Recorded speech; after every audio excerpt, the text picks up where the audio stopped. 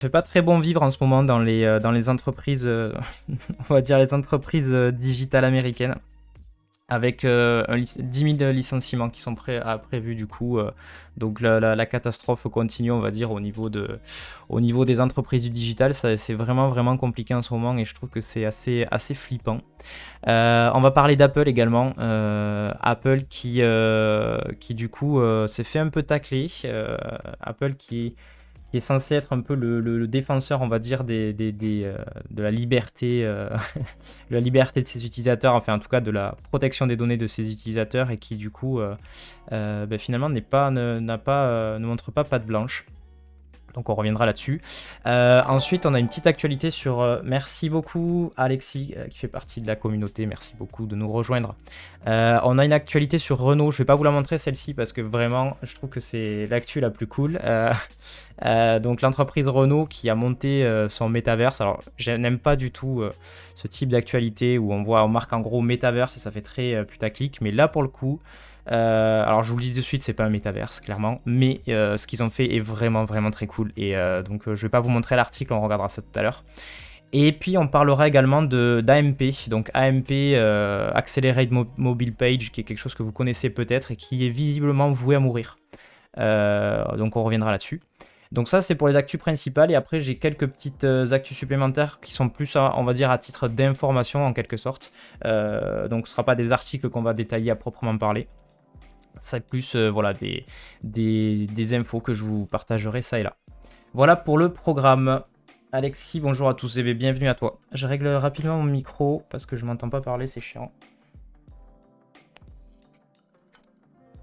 1, 2, 1, 2, 1, 2, 1, 2, beaucoup mieux. Voilà, là je m'entends un peu plus. Tac. Allô, allô. Voilà, parfait. Ok.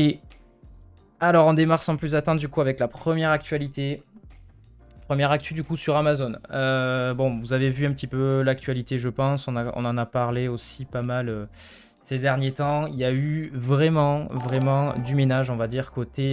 Hello Romain Lantz qui nous rejoint, salut à toi. Romain qui est un collègue streamer que je vous invite à découvrir après ce stream, évidemment, qui parle pas mal de web également, qui est développeur et qui, je l'espère, on pourra peut-être accueillir sur ce stream à l'occasion des interviews qui vont pas tarder à popper. Alors du coup, Amazon, comme tous ces, on va dire, comme toutes les autres entreprises type GAFAM qui eux aussi mangent un petit peu en ce moment. Donc bon, vous avez vu, on avait parlé de Twitter. Bon, Twitter c'est un peu particulier parce qu'avec avec l'arrivée d'Elon Musk, bon, c'est un contexte qui est très très particulier. Mais on avait vu aussi que du côté de Meta, ça déménageait pas mal. Il y avait eu pas mal de licenciements et du coup là c'est le tour d'Amazon qui du coup licencierait 10 000 employés. Donc je lis rapidement l'article. Le géant de la vente en ligne avait énormément embauché pendant la période faste de la pandémie, mais l'entreprise de Jeff Bezos génère aujourd'hui moins de bénéfices. Après Meta et Twitter autour d'Amazon d'engager un vaste plan social en perte de vitesse depuis la fin de la pandémie, la plateforme de vente en ligne se préparait à licencier environ 10 000 employés, d'après le New York Times. Les postes visés par les réductions d'effectifs seront situés dans les départements Amazon Device, les appareils électroniques équipés de l'assistant vocal Alexa et la liseuse Kindle, dans la division de vente au détail ainsi que les ressources humaines. La répartition par pays n'est en revanche pas précisée. Le journal note par ailleurs que le nombre total d'employés licenciés est susceptible d'évoluer. Amazon n'avait pas réagi, contacté par l'AFP, Amazon n'avait pas réagi dans l'immédiat. Si le chiffre de 10 000 postes supprimés venait à être confirmé, il s'agirait du plan social le plus important de l'histoire de l'entreprise. Cela représenterait un peu moins de 1% de la masse salariale actuelle du groupe. C'est dingue parce que dans l'absolu, 10 000 postes, ça nous paraît incroyable en termes de, enfin dans l'absolu, quoi, le nombre de personnes. Et en fait, ça représente 1%. Donc, c'est dire la puissance en fait de ce groupe. C'est marqué, qui comptait 1,54 million d'employés dans le monde fin septembre, sans compter les travailleurs saisonniers recrutés en période d'activité accrue, notamment les fêtes de fin d'année. La société avait déjà annoncé il y a 2 semaines un gel des embauches dans ses bureaux et ses effectifs ont déjà diminué par rapport au début de l'année, quand elle employait 1,62 million de personnes à temps plein ou à temps partiel. Alors, j'ai lu quand même d'autres actualités, on va dire. Salut, l'âge édition. Je sais pas si ça se prononce comme ça. Et hello à toi. J'ai lu quand même plusieurs articles, on va dire, sur le sujet pour essayer de me renseigner. Il faut un petit peu, alors je dirais pas relativiser, mais plus mettre dans son contexte. C'est-à-dire que là, effectivement, donc ça fait vraiment beaucoup de personnes qui sont mises à la porte, mais ce que d'autres articles disaient autour de cette actu, c'est que en fait, Amazon a eu une période très faste, on va dire, avec tous les la période du Covid, quoi, et comme beaucoup d'entreprises type GAFAM et de l'économie du numérique dans son ensemble, ce qui s'est passé, c'est que pendant le Covid, il y a eu une hausse d'activité vraiment incroyable, et donc là, il semblerait qu'il y ait une espèce de retour entre guillemets à la normale, je mets ça entre guillemets, mais voilà, dans l'idée, ok, il y a un contexte qui est compliqué, je pense, vraiment, on le voit de toute façon dans l'économie de façon globale, hein. Vous regardez l'immobilier, vous regardez tout ce qui se passe, clairement, c'est pas dingue, et beaucoup de gens sont assez pessimistes, on va dire, sur les mois à venir. Mais il faut quand même remettre dans son contexte sur le fait que pour ce qui concerne des entreprises du numérique type GAFAM, ils ont eu une période vraiment faste, on va dire, voilà, une pleine activité, on va dire, pendant la période de Covid, et donc là ça semble retourner un petit peu plus à la normale parce que les gens sortent et sont moins devant leur écran. Du coup, je continue rapidement. C'est ce qui est précisé d'ailleurs. Amazon a embauché à tour de bras pendant la pandémie pour répondre à l'explosion de la demande, doublant ainsi son personnel mondial entre début 2020 et début 2022, mais le géant américain de la distribution a vu son bénéfice net baisser de 9% sur un an au troisième trimestre. Et pour le trimestre en cours, la période cruciale des fêtes de fin d'année, l'entreprise Amazon anticipe une croissance anémique au regard de ses standards. Ce qui est intéressant aussi, c'est côté AWS, effectivement, donc c'est dans ce passage-là, donc ils disent que les Amazon Web Services, AWS, l'activité informatique à distance du groupe, qui affichait jusqu'ici une croissance et une profitabilité insolente, a vu ses revenus augmenter de façon plus modérée cet été. Donc pour celles et ceux qui ne seraient pas tech, sachez que Amazon est prédominant, on va dire, sur la partie hébergement, donc avec son offre AWS, qui est donc une offre d'hébergement de sites, tout simplement, enfin d'hébergement, voilà, même pas forcément de sites, vous pouvez héberger en fait sur leur système cloud, et donc ils sont vraiment prédominants, c'est-à-dire qu'il y a beaucoup d'offres qui se basent sur AWS, donc ça se trouve des fois vous allez prendre des hébergeurs qui sont eux-mêmes basés sur du AWS, et ils sont assez puissants de ce côté-là. Donc l'incertitude macroéconomique a entraîné une hausse du nombre de clients d'AWS désireux de contrôler leurs coûts et ainsi d'économiser sur leurs dépenses technologiques, avait expliqué le directeur financier du groupe lors de la conférence téléphonique de présentation des résultats de fin octobre. Outre Amazon, les grandes plateformes dont le modèle économique est fondé sur la publicité font face aux coupes budgétaires des annonceurs qui réduisent leurs dépenses face à l'inflation et à la hausse des taux d'intérêt. La crise économique affecte la plupart des grandes sociétés technologiques qui ont beaucoup embauché pendant la pandémie. Et donc, petit rappel, mercredi dernier, Meta, la maison mère de Facebook, a annoncé la suppression de 11 000 emplois, soit environ 13% de ses effectifs. Fin août, Snapchat a environ 20% de ses effectifs, soit plus de 1200 employés. Ça fait quand même pas mal, 20% de ses effectifs, je trouve. Et Twitter, fraîchement racheté par Elon Musk, a congédié environ 7500 salariés.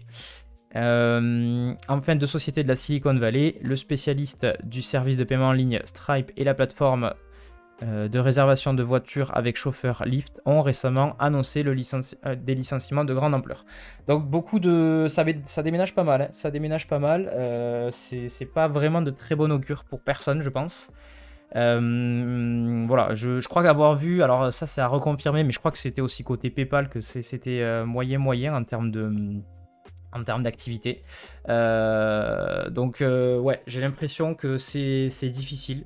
Je sais pas comment vous le ressentez, mais moi ce qui me fait un peu peur, c'est de me dire que des entreprises en fait de cette ampleur-là qui paraissent un petit peu intouchables, et bien là, même eux sont touchés un peu par la crise économique et par tout ce qui s'annonce un peu sombre, on va dire. Donc voilà, qu'est-ce que vous en pensez les amis? Dites-moi dans le chat, on réagit à ça rapidement, avant d'enchaîner du coup sur sur la news suivante. Voilà.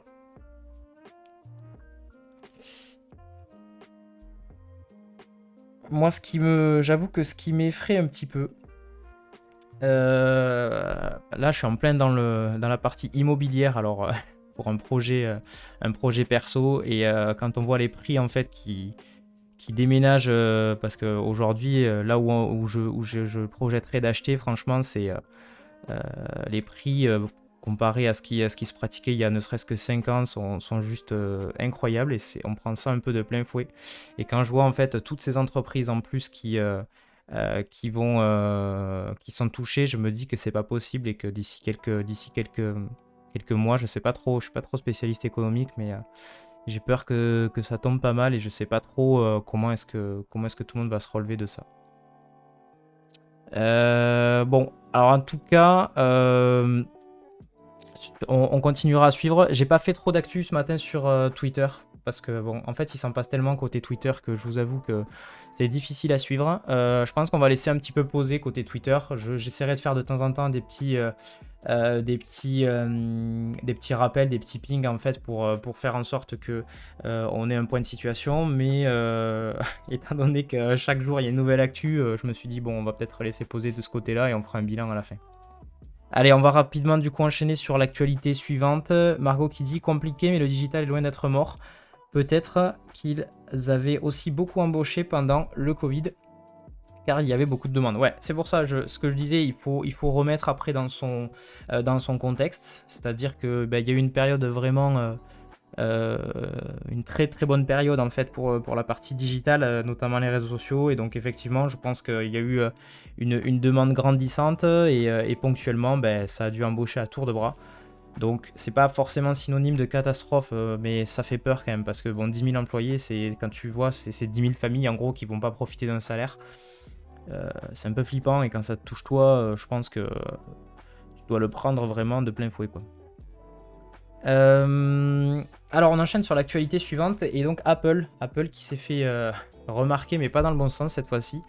Donc sur des sujets plutôt cybersécurité, fuite de données, enfin pas fuite de données, mais plutôt qu'est-ce qu'ils font de nos données. Donc Apple, pour rappel, souvent se targue d'être un peu la référence. Alors la référence, ou en tout cas ils essayent au plus possible de comment dirais-je, de protéger, enfin toute la partie protection de la vie privée en fait est très importante pour eux. En tout cas c'est ce qu'ils défendent c'est ce qu'ils défendent, on va dire, comme point de vue. Et là, ils se sont fait un petit peu tacler, puisque du coup, il y a une entreprise en fait de cybersécurité qui a révélé que finalement, ils n'avaient pas de blanche. Donc, on va lire cet article rapidement. Apple récupérait les données de ses utilisateurs sans leur consentement.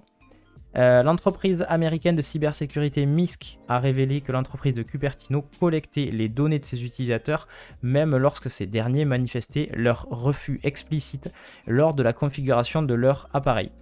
La récolte des données se produirait uniquement sur les applications first party, soit les applications appartenant à Apple, App Store, Plan ou Boussole, par exemple. L'App Tracking Transparency, le système Made in Apple, qui voulait donner le choix à l'utilisateur. Apple avait pourtant promis de révolutionner la confidentialité des données en faveur des utilisateurs grâce au système ATT, donc App Tracking Transparency, instauré en avril 2021 via la mise à jour d'iOS 14.5. Ce système a pour objectif de permettre aux utilisateurs d'accepter ou de refuser le partage de leurs données personnelles à des fins publicitaires, et concerne l'ensemble des applications téléchargeables sur l'App Store. Ce changement de paradigme avait suscité des réactions mitigées auprès d'autres plateformes qui craignaient ne plus pouvoir récolter suffisamment de données pour la publicité, pierre angulaire de leur modèle économique. L'entreprise américaine ne respecterait donc pas le principe pourtant imposé à ses concurrents. En effet, les travaux de Tommy Misk et Tal Hadj de l'entreprise donc Misk ont démontré que les réglages des confidentialités n'auraient aucune incidence sur la collecte des données utilisateurs. Et donc du coup ils ont fait un tweet dans lequel ils ont effectivement montré un peu toutes les données qui étaient récoltées et qui pouvaient sortir voilà, d'un appareil Apple. Apple récolterait en continu une multitude de paramètres sur les habitudes et actions de ses usagers, temps passé sur les applications, historique de recherche sur l'App Store, actions boursières suivies sur l'application bourse, résolution d'écran ou encore les langues du clavier utilisées. Ainsi, sur la base de la violation de la loi californienne Invasion of Privacy Act, MISC a déposé une class action contre Apple qui devra prochainement s'expliquer devant les tribunaux de l'État américain. Les plaignants reconnaissent que la collecte des données est une pratique répandue dans le secteur du numérique, mais que la récolte particulièrement opaque par Apple est ici sans précédent. Pour le moment, Apple n'a pas encore communiqué sur cette accusation. Voilà, donc est-ce que vous êtes Apple dans le... Est-ce qu'il y en a qui utilisent Apple? Nous, je crois qu'on est tous Apple, il me semble, côté Déclic. Bon, il n'y a pas de... L'idée, c'est pas de faire la guéguerre Android versus Apple. De toute façon, je pense qu'il y a de la récolte de données dans les deux cas. Mais là où c'est pas cool, en fait, c'est... Enfin, disons, là où ils risquent de prendre un petit peu cher, c'est que... encore une fois, c'est qu'ils sont vraiment sur cette... à chaque fois sur les différentes... les keynotes ou autres. Tout le temps, voilà, on nous rabâche le côté data privacy, etc., etc. Ils sont toujours en train de se... en train de répéter que la donnée des utilisateurs et le respect des données utilisateurs est hyper important pour eux. Et en fait, voilà, là on voit que même en fait, en donnant un refus de consentement, on continue quand même à être traqué. Donc c'est bon, c'est pas cool et je pense que ça peut vraiment leur porter préjudice. Mais bon, après, je pense qu'il faut pas non plus être complètement dupe. Tout le monde est à peu près au courant du fait que si tu utilises un smartphone ou autre, tu sais très bien qu'il y a beaucoup de choses où tu vas être traqué, quoi. Il y a beaucoup de gens qui utilisent notamment des dark patterns, donc quand vous arrivez sur des sites, faire en sorte que l'UX pousse en fait à valider sans regarder ou autre, et donc vous consentez à ce qu'on récolte certaines données. Bon, c'est une pratique qui est effectivement courante, on va dire, chez pas mal d'entreprises du numérique, mais encore une fois, voilà, là c'est plus le côté où ne mets pas en avant ça si en fait toi-même t'es pas blanc là-dessus, quoi. Et je pense que c'est ce qui risque de leur porter un peu préjudice. Voilà pour cette actu. Et donc on arrive sur la troisième actu que je voulais vous partager, qui elle, moi m'a fait un effet. J'ai beaucoup aimé. Enfin, j'ai trouvé ça hyper original et hyper bien fichu. Et donc ça concerne l'entreprise Renault. Bon, on n'a pas du tout l'habitude de parler de Renault en fait chez Déclic, puisque c'est pas notre secteur d'activité. Mais là pour le coup j'ai trouvé que ce qu'ils ont fait, franchement chapeau, et ça relevait vraiment du numérique, donc je me suis dit que ça pouvait être quelque chose qu'on pouvait partager. Alors Renault du coup, donc c'est un article de Phone Android. Renault qui officialise le premier métaverse de l'industrie automobile dans une vidéo. On regardera juste après, il y a la vidéo de... comment dirais-je? Il y a la vidéo de démonstration en fait où ils montrent un petit peu comment est-ce que leur système fonctionne, etc. Mais on va commencer par lire l'article. Dites-moi si, par contre, est-ce que vous entendez toujours bien, parce que je vois pas beaucoup de réactions. Alors est-ce que c'est vous qui dormez ou est-ce que c'est mon stream qui déconne ou mon chat? Dites-moi juste dans le chat si tout est ok. Donc du coup, Renault qui officialise le premier métavers de l'industrie automobile dans une vidéo. Renault affirme dans un communiqué de presse être le créateur du premier métaverse industriel. La première partie de la transformation digitale de la compagnie est donc achevée. Il est désormais l'heure d'en récolter les fruits. Oui, c'est bon, le son est on est là. Ok, parfait. Non, t'inquiète, on rompiche un peu. Ouais, je me doute bien, 8h, ça pique un peu. D'ailleurs, n'hésitez pas à les mettre... à aller voter en fait sur le tweet que j'ai fait, comme ça vous me dites par rapport aux heures si est-ce qu'on décale ça et on fait ça un petit peu plus tard, peut-être ça sera peut-être plus indiqué en fait, une heure type 8h30 ou 9h, n'hésitez pas. Alors, quelques jours à peine après avoir annoncé la signature d'un partenariat avec Google, Renault a lancé son métavers industriel. Il s'agit selon eux d'une première mondiale dans l'industrie automobile. En d'autres termes, comme l'explique la vidéo publiée sur YouTube par le groupe, la compagnie a créé une réplique numérique de sa chaîne de production et de l'ensemble de ses usines. Cet environnement permet de simuler en temps réel le fonctionnement du moindre de ces éléments constitutifs, qu'il s'agisse d'un ouvrier, d'un tournevis, d'une machine à outils ou d'un camion. Ok, donc c'est ça l'idée, c'est que en gros, ils ont fait une espèce de, donc ils ont fait un travail titanesque, on le voit juste après, pour pouvoir répertorier et traquer en fait l'ensemble de ces outils, de ces machines et visiblement aussi de ces ouvriers. Donc ça c'est un peu moins cool, j'avoue. J'avais pas forcément vu cette partie-là, mais bon voilà. Mais après toutes les machines, la tournevis, le moindre outil en fait est traqué. Et en fait ils ont créé un univers virtuel. Alors ils parlent de métavers, ce n'est clairement pas un métavers, je ne pense pas. Je pense qu'on parle plutôt d'un microvers, c'est-à-dire d'un espèce d'endroit numérique dans lequel en fait il y a une représentation de chaque outil. Donc le moindre outil, la moindre truc en fait va avoir sa représentation via un avatar en fait, via une représentation 3D typiquement. Et donc en fait tout ça va faire un monde numérique et donc en gros vous avez un espèce de méga site sur lequel vous avez la représentation de tout ce qui se passe en temps réel dans toutes les usines de Renault et donc ils peuvent voir en gros si jamais il se passe, je sais pas moi, s'il y a une panne anticipée etc. Enfin il y a tout un tas de données qui remontent. Bon bref, moi j'ai trouvé ça what the fuck. Donc je continue du coup l'article. À en croire Renault, le métavers possède toutes les vertus. Le délai de livraison des véhicules de la marque seront réduits de 60%, tandis que l'entreprise carbone de Renault sera réduite de 50%.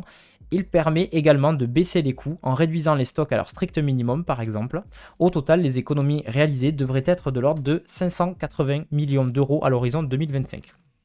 Incroyable, ouais, je suis assez d'accord Alexis. Du coup, la mise en place de ce projet a nécessité un travail titanesque et s'est appuyé sur différents axes. Pour collecter et standardiser plus d'1 milliard de données par jour, 1 milliard de données par jour, c'est juste ouf, il a fallu connecter un parc, je vais y arriver, de plus de 8000 machines et équiper 7000 hectares d'installations en Wi-Fi. L'intégralité des usines du groupe et 90% de la chaîne d'approvisionnement sont désormais reliés au centre de supervision de ce métavers, la Control Tower. Parallèlement à cette indéniable avancée technologique, Renault s'est également associé à The Sandbox, une plateforme communautaire où les utilisateurs peuvent monétiser leur création en échange de monnaie virtuelle. The Sandbox sera responsable de proposer des activités et des environnements qui auront l'automobile et donc Renault pour thème. La compagnie française rejoint des marques aussi connues et hétéroclites que Adidas, Atari ou bien même la licence The Walking Dead. On le voit à travers d'Ampere, une nouvelle marque 100% électrique pour concurrencer Tesla, ou avec la création de son métavers, Renault se donne les moyens d'être une marque à la pointe de l'innovation. Voilà, moi j'ai trouvé ça fou. La vidéo est vraiment bien fichue. D'ailleurs, on va la regarder. Je pense qu'on va faire un petit react là-dessus. Je vais vite fait couper ma musique et je vous mets ça en plein écran. Hop, tac, tac. N'hésitez pas à regarder. Franchement, là c'est le moment, un peu le temps fort de cette matinale. J'ai trouvé ça très très cool. Et comme ça, vous allez bien comprendre le système. Donc je mets ça, je monte un petit peu le son pour que vous puissiez entendre. L'histoire commence autour de 2017. Nous voici dans une usine Renault Group. La ligne de fabrication que vous découvrez est constituée de divers acteurs, divers équipements. Nous les appelons objets. Chacun de ces objets, visseuses, robots, camions ou même emballages, génère des données. Pour les partager, il dispose d'une interface, son langage, mais personne d'autre que lui ne parle sa langue. Il porte aussi un nom, mais son propre nom change lui aussi selon les interfaces. La visseuse 17 deviendra Machine 808 ou Atlas Copco 2840. Une véritable tour de Babel industrielle. Renault Group est le premier à en prendre conscience. Il faut créer une plateforme regroupant l'ensemble de ces objets et qui adopte un standard unique afin de leur permettre d'échanger en toute transparence. Première étape, installer l'infrastructure télécom indispensable à leur interconnexion. De 2017 à 2019, 6000 hectares d'ateliers sont équipés des réseaux nécessaires. Chaque objet est modélisé, identifié, connecté et dispose désormais d'un avatar numérique. Tout est en place pour la naissance du métaverse industriel Renault Group, le double numérique, fidèle à la réalité de l'ensemble des usines et de la supply chain du groupe. Il permet de simuler en temps réel l'ensemble de cet écosystème et des innombrables relations entre les avatars afin d'optimiser leur fonctionnement dans le monde physique. Quels bénéfices? Ils sont nombreux. Notre environnement se complexifie de jour en jour. La lecture globale du métaverse permet une meilleure visibilité, comprendre plus vite et donc anticiper. Réduction des coûts et hausse de la qualité. Le temps réel permet d'agir au bon endroit au bon moment. Supervision et traçabilité des paramètres en temps réel sont synonymes de prévention et d'anticipation. Cet environnement est aussi sujet à des imprévus. Accidents, catastrophes. La simulation en temps réel permet de s'adapter au plus vite à ces imprévus. Le métaverse nous apporte agilité et résilience. L'analyse précise en continu de notre avatar permet également de réduire les stocks, car quand l'on sait exactement ce dont on dispose et où cela se trouve, on n'a pas besoin de doublons. 20 à 30% d'économies vérifiées. Nos clients seront enchantés, comme de la réduction des délais, le temps entre commande et livraison diminuant considérablement. Autre dimension essentielle pour Renault Group, la valeur sociétale. L'empreinte carbone est au cœur de nos préoccupations. L'analyse en temps réel de notre consommation d'énergie, puis sa simulation en direct sur le métaverse permet l'optimisation de cette consommation. Enfin, l'humain. Outre la dimension attractive de la techno elle-même, le métaverse élargit l'horizon. Grâce à une vision plus globale de sa fonction, un collaborateur prend plus facilement l'initiative et la bonne décision. Notre slogan, le digital au service de l'humain, prend ici toute sa dimension. Standardiser, synchroniser, optimiser. Le métaverse industriel Renault Group nous permet surtout d'entrer parmi les tout premiers dans une ère nouvelle. Bon voilà, on va pas se mentir, un peu de bullshit quand même, hein. Les mecs ont l'impression que là ils révolutionnent, enfin c'est révolutionnaire sur la façon, disons, proportionnellement on va dire à une entreprise similaire. Et surtout c'est hyper intelligent en matière d'optimisation industrielle et puis voilà, avoir une vue d'ensemble sur tout ton parc, je trouve ça complètement dingue. Après, encore une fois, comme j'ai dit, c'est pas un métavers. C'est pas du tout un métavers et encore un exemple de gens qui utilisent un peu à tort et à travers ce terme. Puisque c'est beaucoup plus complexe que ça, hein. D'ailleurs, je pousse sans arrêt cette vidéo, mais très franchement, n'hésitez pas à aller la voir, celle-ci. Donc, j'ai accueilli une personne, donc c'était il y a 5 mois. Donc, Sin, qui est une personne de ma commu, qui est venu parler pendant 1h30 justement de ce qu'est un métavers. Donc franchement la vidéo c'est une de celles dont je suis le plus fier je pense.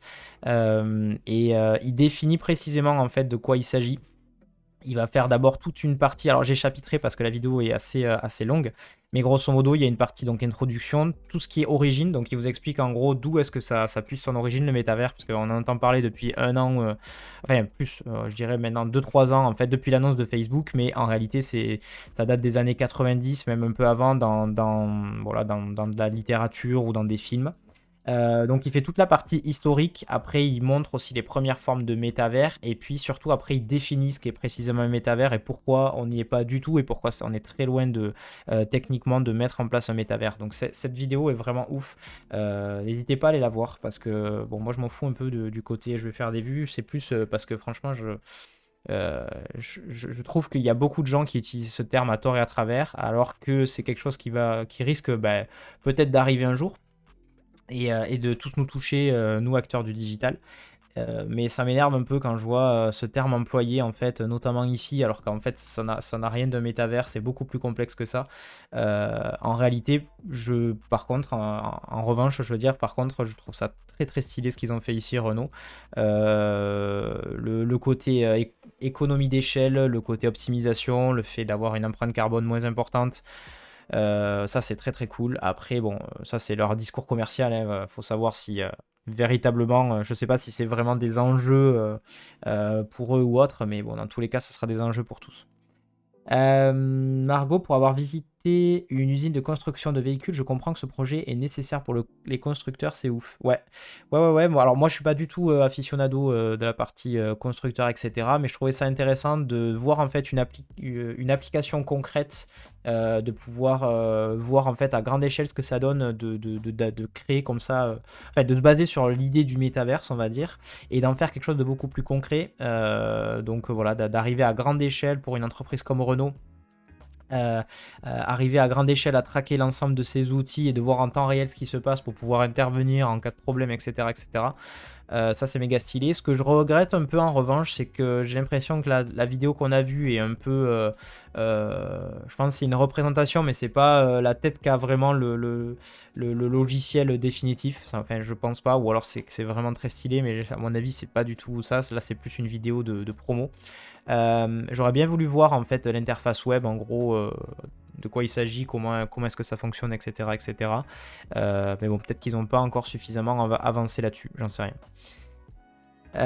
Bob qui met stylé en vrai. Après, ouais, j'ai un petit doute sur les économies d'énergie, dans le sens où les machines qui sont utilisées pour maintenir tout cet espace virtuel doivent quand même pas mal consommer, je pense. On est d'accord, le côté empreinte carbone et tout, je sais pas trop. Je sais pas trop, parce que bah, effectivement, il faut faire tourner des serveurs, faut faire voilà, ça c'est un peu le sujet, on va dire, global, c'est-à-dire ok, on dématérialise des choses, mais derrière, il faut quand même faire tourner des serveurs. T'as des hébergeurs qui aujourd'hui vont mettre des data centers sous l'eau pour refroidir les machines. Bon, ce qui paraît assez aberrant en termes de voilà, en termes d'empreinte qu'on peut avoir sur la planète. Mais bon, voilà, ça c'est un autre débat. J'ai pas trop envie d'entrer dans ce type d'échange, mais oui, je suis d'accord avec toi. D'un côté, tu vas faire effectivement, tu vas optimiser pas mal de choses, mais de l'autre, est-ce que tu auras moins d'empreintes, sachant tout ce qu'il faut maintenir. On parle de données. Enfin, c'est des milliards de données. Enfin, c'est ce qu'ils disent, 1 milliard de données par jour, ce qui est genre titanesque. Voilà. Après, moi, je retiendrai en fait de tout ça, surtout de cette actu.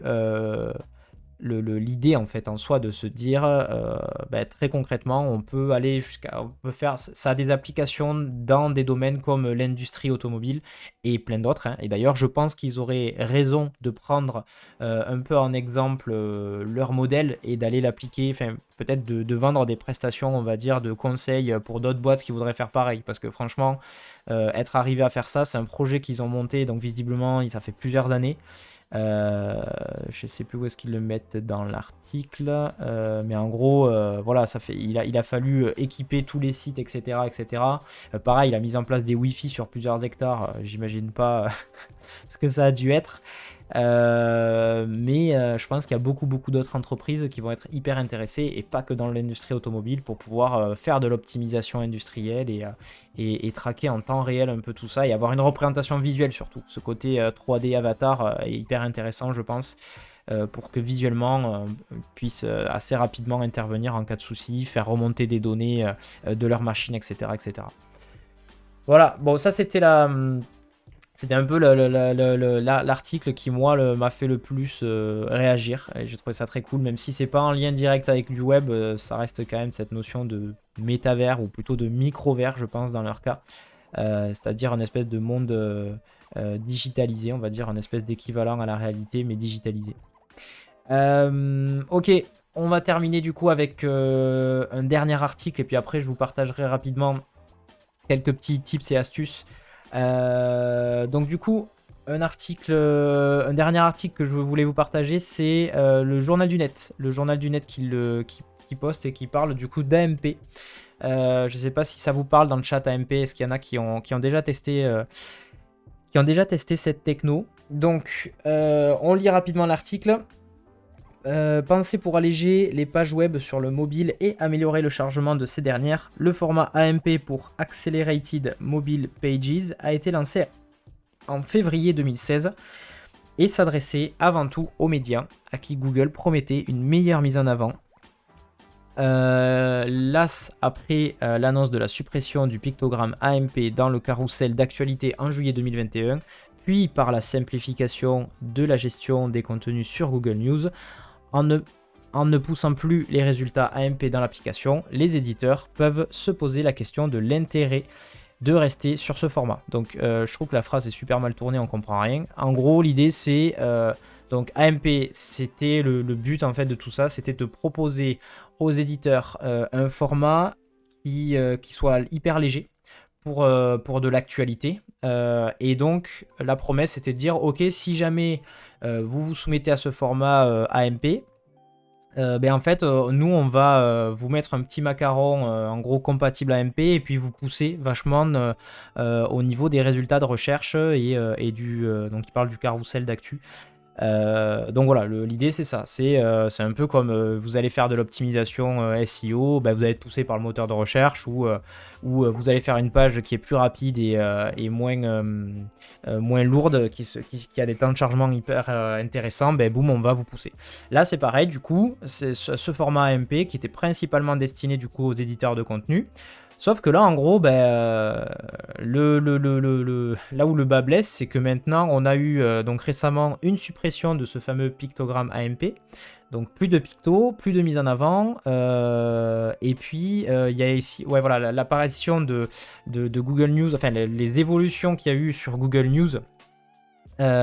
Qui font que aujourd'hui, les éditeurs ne voient plus tellement l'intérêt en fait de se soumettre à cette norme AMP. Et à faire du contenu qui s'adapte en fait à cette norme-là. Donc je continue l'article. Si le format AMP est un avantage indéniable pour les utilisateurs, que ce soit pour la rapidité de chargement des pages et l'expérience de l'utilisateur plus fluide grâce au nombre de publicités réduit, celui-ci impose aux médias de revoir leur modèle en repartant de presque zéro. Emmanuel Alix, directeur digital de l'équipe, relate son expérience.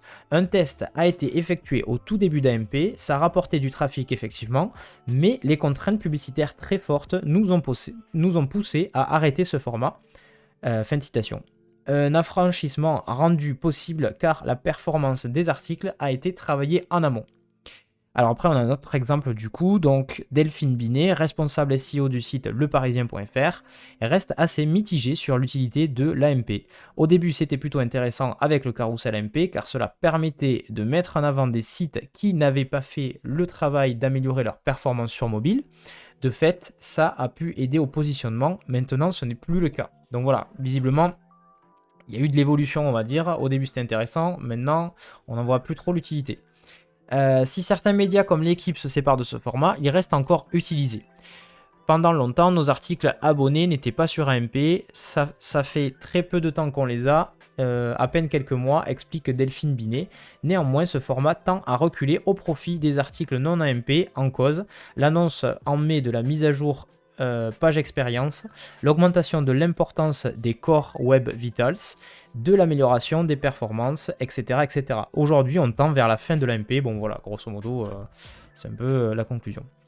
Et donc, ce qui est dit en conclusion un peu de cet article, c'est est-ce que finalement l'AMP n'était pas un tremplin, donc est-ce que c'était pas une phase, et que en un sens, Google prépare la fin de l'AMP avec les Core Web Vitals, du coup, qui deviendraient prépondérants en fait et beaucoup plus importants que la norme AMP.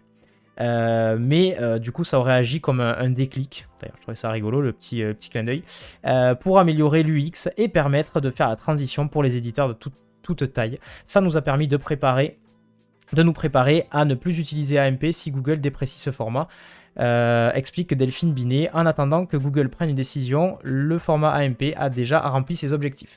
Donc c'était quand même quelque chose de plutôt cool visiblement, ça servait plus de transition finalement, mais aujourd'hui il y a beaucoup de choses qui évoluent et qui font que ça devient caduque et que très probablement l'AMP va disparaître incessamment sous peu. Je sais pas si vous connaissez, c'était ce petit picto, j'avais pas vu qu'il y avait l'image, donc c'était ce petit picto là en fait qui attestait en fait que votre article était compatible AMP et donc voilà, ça évitait de se manger des publicités et de permettre une lecture plus rapide, notamment sur mobile. Voilà, donc ça c'est une petite actu, petit article, mais que j'ai trouvé plutôt intéressant. Donc je continue rapidement aussi sur d'autres petits articles intéressants comme ça avant de conclure du coup sur cette matinale. Netflix qui a mis en place un bot Discord en fait pour les suggestions. Donc ça, c'est un article du journal du Geek qui commente et qui dit que finalement, il est pas dingue pour le moment, mais je trouvais ça intéressant. Donc ils exploitent du coup Discord, qui est une plateforme, sociale. D'ailleurs, on a nous-mêmes un Discord chez Déclic, donc n'hésitez pas dans le chat. Point d'exclamation Discord ou point d'exclamation social, et vous avez l'ensemble des réseaux sur lesquels vous pouvez nous suivre et suivre l'actualité web. Et donc du coup, cette plateforme Discord qui permet en temps réel d'échanger un peu comme Slack, mais en un petit peu différent, on va dire plus poussé sur certaines fonctionnalités. Ils ont mis en place un bot de suggestion. Donc on sait que Netflix sont pas trop mauvais, on va dire, sur la partie suggestion en général de films quand vous êtes dans leur interface. Mais là, du coup, ils se déportent et ils vont du coup s'interfacer à Discord, ce qui est plutôt cool si jamais vous êtes utilisateur de cet outil. Ensuite, autre info, Salto, je ne sais pas si vous êtes utilisateur de Salto, donc service de streaming VOD, donc un concurrent franco-français à Netflix, à Amazon Prime, etc., qui pourrait fermer ses portes très prochainement visiblement. Donc Salto, je ne sais pas s'il y a des utilisateurs de Salto dans le chat, mais grosso modo, donc cet article de Frandroid nous recontextualise un peu tout ça. C'est donc une plateforme qui avait été faite un peu je dirais en réponse à tout ce qui se fait donc de la part de Netflix et d'Amazon, et du coup c'était le groupe, en gros c'est les groupes de télévision françaises qui avaient mis ça en place. Donc visiblement c'est TF1, M6 et France Télévisions, c'est ce qu'ils ont l'air d'indiquer. Moi personnellement j'ai été utilisateur de Salto, j'ai été très très agréablement surpris.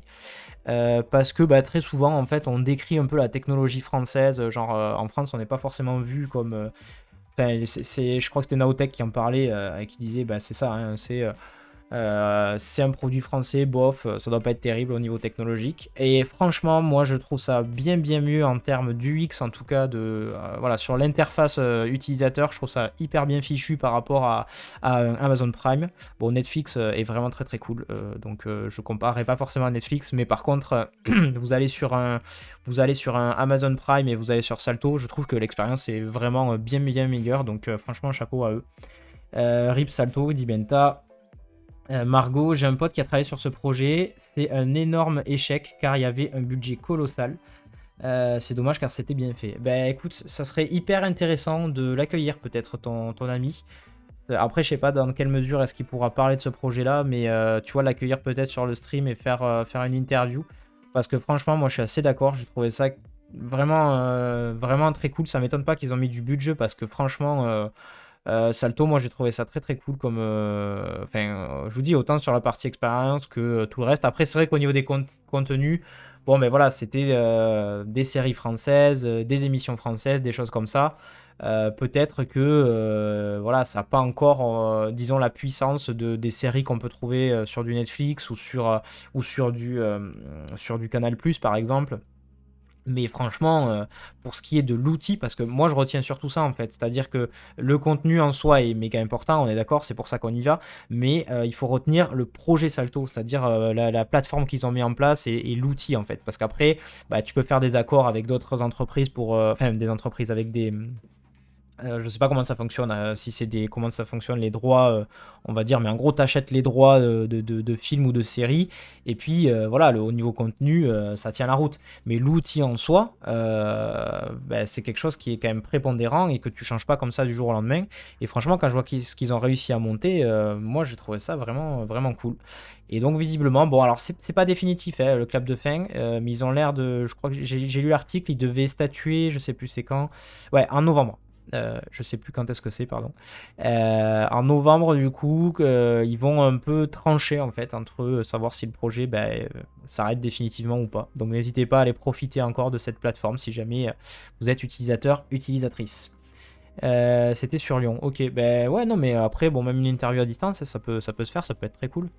Bob, je savais bien que ça marcherait pas tant que ça, mais au point que ça ne soit pas rentable, j'avoue que je ne m'y attendais pas. Après, tu as un investissement technologique, c'est le principe même des produits technologiques, hein, les produits SaaS et autres, surtout au début. Tu as des modèles économiques, en fait, au début, tu dois énormément investir sur de la R&D, tu dois énormément investir sur tout tout en fait, hein, que ce soit technologique, que ce soit en termes marketing, que ce soit en termes voilà, du UX. Enfin, je pense qu'il y a beaucoup de choses, notamment quand tu dois gérer en fait un paquet de flux vidéo comme ça. Je pense que ça doit être assez costaud, la partie hébergement, la partie gestion du flux vidéo, la partie admin réseau, etc., etc. Et donc, bah, tu t'attends effectivement à ce qu'un projet comme ça soit assez lourd de conséquences financièrement parlant. Mais après, c'est-à-dire que ça aurait pu être pas une porte de sortie, mais une suite pour la télé. Aujourd'hui, je pense que la télé se pose la question par rapport à la montée du streaming, par rapport à la montée de Twitch, par rapport à la montée de tout ça. Et donc, essaye de regarder un peu bah, comment évoluer. Je crois pas forcément que ce soit la mort de la télé. C'est-à-dire que pour moi, c'est un usage qui est différent entre des gens qui vont consulter du streaming ou de la télé. Moi, personnellement, c'est vrai que je regarde de moins en moins la télé et je pense que c'est ça peut-être qui, à terme, va porter préjudice. C'est qu'au niveau des habitudes de consommation, notamment pour des générations comme les nôtres, on est de moins en moins habitué à utiliser la télé et de plus en plus à utiliser Internet. Et donc, bah, forcément, s'ils ne trouvent pas des solutions là-dessus, ça veut dire qu'un groupe comme TF1, M6, etc., ben, grosso modo, d'ici quelques années, bon, ben, leurs utilisateurs principaux, ils vont décéder, quoi. Enfin, c'est un peu l'idée, hein. Donc eux avec, quoi. Donc c'est un peu cru, mais c'est comme ça qu'il faut voir les choses. Ok, donc du coup, voilà, Salto, ben, on verra, hein. On verra, j'espère que ça va se maintenir un peu, parce qu'effectivement, s'il y a eu un investissement colossal, c'est un peu dommage de ne pas en profiter, mais bon, peu importe. Autre chose, allez, on va bientôt conclure du coup sur cette matinale. J'ai vu passer un tweet de Justin Buisson, qui est un YouTuber orienté design, qui a réalisé, et j'avoue que moi-même je n'avais pas réalisé, j'ai vu d'autres tweets passer là-dessus, que sur YouTube on a possibilité maintenant, enfin depuis quelques mois en fait, et c'est juste que là on l'a découvert, on a la possibilité d'intégrer plusieurs pistes audio pour une même vidéo. Je sais pas si vous le saviez ça, moi je ne savais pas du tout. Et donc on voit ici, alors je vais essayer de zoomer pour que vous voyez bien. Tac. Voilà, donc on a une option piste audio, français, etc., etc. Donc ce qui veut dire que demain, si vous postez des vidéos sur YouTube, vous avez la possibilité de prévoir les traductions. Vous faites un tuto ou que sais-je. Vous avez la possibilité de prévoir des traductions, en fait, de faire une version française, anglaise ou voilà, tout ce que vous voulez. Et ça, je trouve ça hyper intéressant. Moi-même, je poste des vidéos YouTube sur ma chaîne de temps en temps. Ben, j'avais pas vu. Après, je pense que moi, perso, ça serait trop lourd en termes de workflow de traduire chacune de mes vidéos, mais je salue quand même, en tout cas, la feature. Le fait d'avoir la possibilité comme ça de prévoir plusieurs pistes audio, c'est plutôt intéressant. Ce qui me fait rappeler aussi de vous partager notre chaîne, donc point d'exclamation YouTube ou point d'exclamation YT, vous avez notre chaîne YouTube de Déclic sur laquelle on va poster, je pense d'ici une semaine ou deux, si je dis pas de bêtises, les premiers contenus, donc n'hésitez pas à aller voir ça et à vous abonner dès à présent. Et hello Major qui nous rejoint, salut à toi Major qui fait partie de la communauté Anto par le web et qui nous rejoint aujourd'hui pour la première fois, trop cool, bienvenue à toi. On arrive un peu sur la fin de cette matinale malheureusement, mais bon, n'hésite pas à aller voir le replay, ça sera disponible. Et donc on termine avec un dernier petit outil que j'ai vu passer du coup. Donc je suis une personne qui s'appelle Sony RHD sur Twitter, qui fait tous les jeudis en fait il fait une petite actu voilà, sur de la créa, on va dire, sur la partie web, et donc il a partagé cet outil qui s'appelle Shooter qui est vraiment cool. Première fois sur ton nouveau live, yes. Alors ce live on est plusieurs, hein. Là pour le coup c'est moi qui l'anime, qui anime les matinales, mais tu verras dès vendredi en fait on va avoir des nouveaux arrivants, enfin un nouvel arrivant en tout cas, c'est Benoît qui va venir animer aussi, co-animer avec moi, et du coup vous pourrez le découvrir. Donc Shooter du coup plutôt cool, un outil de screenshot mais un peu dopé à l'hormone, c'est-à-dire qu'il y a des fonctionnalités hyper intéressantes que je vais vous montrer dès à présent. Donc vous avez la possibilité de sélectionner une zone normale, de la capturer, ça rien de particulier. Vous avez la possibilité, alors on va voir, je vais commenter au fur et à mesure. Voilà, vous avez la possibilité, donc vous avez cette fonctionnalité qui vous permet d'aller mesurer. Alors on est d'accord que c'est quelque chose d'un peu spécifique, là pour le coup c'est plus pour les web designers justement, mais vous pouvez aller mesurer des éléments comme ça à la volée sur votre capture d'écran, ce qui est plutôt cool. Autre fonctionnalité que j'ai trouvé plutôt intéressante, voilà, vous avez de la Smart Selection, donc vous allez cliquer à des endroits et pouvoir sélectionner certains éléments de votre capture d'écran, tout ça à la volée, c'est assez cool. Et ça qui, je pense, est un peu le banger de ce screenshot, vous avez en fait une espèce de... vous avez une possibilité en fait d'aller sélectionner des zones et soit de les faire complètement disparaître, voilà, comme vous pouvez voir ici. Donc en gros, on a une première capture, hop, avec certaines zones, et hop, on va sélectionner, boum, ça disparaît. Soit sinon, cette zone, plutôt que de les faire disparaître, vous pouvez les flouter, tout simplement. Donc vous voyez ici, juste avant, on a une espèce de sélection de notre capture d'écran, là, hop. Et là, en fait, ici, donc sur le haut, vous avez possibilité de mettre du blur, donc ce qui veut dire du flou en anglais. Et donc, vous pouvez aller blur soit l'ensemble, soit uniquement du texte. Et vous pouvez aussi donc faire disparaître tout ou faire disparaître uniquement du texte. Donc, on va le voir là, voilà. Avant, on était blur sur tout. Là, on est blur uniquement sur le texte. Ensuite, on peut faire disparaître et puis faire disparaître le texte. Voilà, on a aussi un système de pin, donc en fait vous allez faire une capture et puis vous allez pouvoir faire des sous-zones en fait, aller capturer certaines parties bien particulières. Et autre feature méga intéressante, vous allez pouvoir sélectionner dans votre capture d'écran du texte et il va aller reconnaître ce texte et vous le copier dans le presse-papier. Donc ça c'est aussi un truc plutôt cool, cette reconnaissance comme ça à la volée, vous pouvez comme ça avoir ça dans votre presse-papier. Donc j'ai pas fait le tour de toutes les features, mais je l'ai testé, ça fonctionne plutôt pas mal, en tout cas sur les features que j'ai testées. Et donc voilà, cet outil plutôt pratique. On a ce système de scrolling aussi, c'est vrai, j'avais oublié ça. C'est-à-dire que vous pouvez en gros sélectionner une zone, faire un scroll, et boum, il va vous en faire en fait une capture globale. Donc ça c'est assez pratique également, on le voit là sur cet exemple. Boum, voilà. Et après, je sais plus du coup qu'est-ce qu'il y avait comme autre feature. Ça, c'était vraiment les features principales que j'avais vues. On va regarder à la fin de la vidéo. Ouais, donc un système de comment on peut commenter effectivement. Donc ça, c'est vrai que quand on est designer, c'est hyper pratique en tout cas. Et après, j'avais quoi bon, ouais, voilà, du recadrage. Bon, après, du save. Vous pouvez copier la capture d'écran dans du presse-papier. Ça, c'est assez classique. Et après, qu'est-ce qu'il y a de supplémentaire? Voilà, vous pouvez mettre des raccourcis. Bon, ça, il n'y a rien de fou. Voilà, bon, ça c'est grosso modo les features qu'il y avait d'intéressantes. Donc shooter.cc, n'hésitez pas à aller tester ça. Je vous mets le lien dans le chat.